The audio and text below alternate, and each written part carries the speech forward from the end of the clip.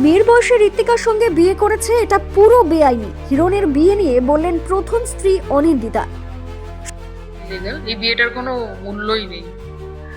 হ্যাঁ, আর আমাদের তো 25 বছর বিয়ে হয়ে গেছে। 2000 সালে বিয়ে, মানে আজকালের বিয়ে নয়।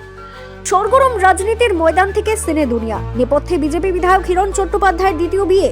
মঙ্গলবার দুপুরে হঠাৎ একটি ছবি পোস্ট করেন অভিনেতা, যেখানে দেখা যাচ্ছে বারাণসীতে গঙ্গার ঘাটে হিন্দু ধর্ম মতে বিয়ে করেছেন তিনি। হিরণের দ্বিতীয় স্ত্রীর নাম ঋত্বিকা গিরি। তার সম্পর্কে বিস্তারিত কিছু জানা গিয়েছে এমন নয়। হিরণের প্রথম স্ত্রী অনিন্দিতা চট্টোপাধ্যায়ের দাবি, অনেকদিন ধরে এই সম্পর্কের কথা কানাঘুষো শুনতে পাচ্ছিলেন তিনি। অনিন্দিতা বলেন, আমাদের ডিভোর্স হয়নি, হিরণের এই বিয়ে পুরো বেআইনি। 2000 সালের 11ই ডিসেম্বর আমাদের বিয়ে হয়। গত বছর আমাদের বিয়ের 25তম বছর পূর্ণ হয়েছে। রীতিমতো এই বাড়িতে ওর যাতায়াত ছিল। আমাদের 19 বছরের একটা মেয়ে আছে। পরিবারের সম্মান এবং মেয়ের কথা ভেবে আমি চুপ ছিলাম। হিরণ যদিও নিজের ছবি পোস্ট করার পর থেকে একেবারে নিশ্চুপ। বিজেপি বিধায়কের প্রথম স্ত্রীর অভিযোগ, অনেকদিন ধরে তার এবং মেয়ের ওপর মানসিক অত্যাচার চলছিল, কিন্তু সবটাই আড়ালে রাখার চেষ্টা করেছিলেন। কিন্তু মঙ্গলবার হিরণের এই পদক্ষেপে তিনি আর কোনো কিছুই রাখঢাক করতে রাখতে রাজি নন।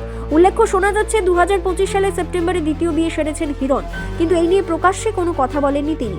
হিরণের প্রথম স্ত্রী অনিন্দিতা জানিয়েছেন, বিজেপি বিধায়ক যাকে বিয়ে করেছেন তিনি তাদের মেয়ের থেকে মাত্র 2 বছরের বড়।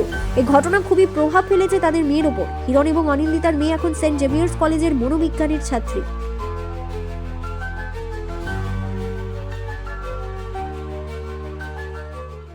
তো আমার 19 বছরের মেয়ে আছে একটা।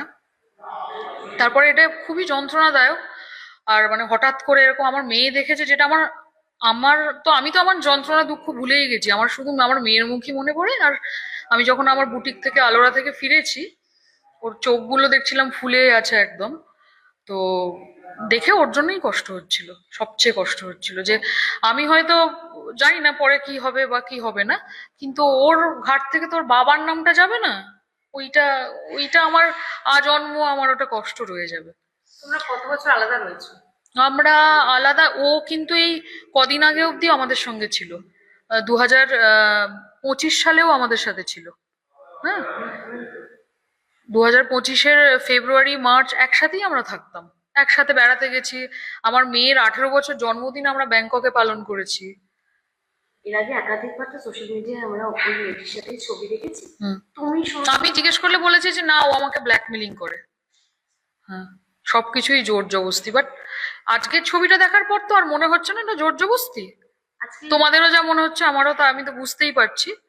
এই বিয়েটা সম্পর্কে কোনো আজ পেয়েছিলে যে না না না, একদমই না, সম্পর্কটা যে একেবারেই না। সে বিষয়ে আজ কেমন? হ্যাঁ, আজ পেয়েছিলাম, একদম জানতাম। সেটাই তো, সেই জন্যই তো বলছি যে আমরা অকথ্য মানসিক যন্ত্রণার মধ্যে ছিলাম।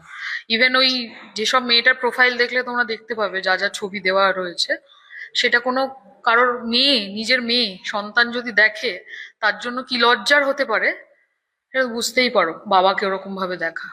কি স্টেপ নেবে?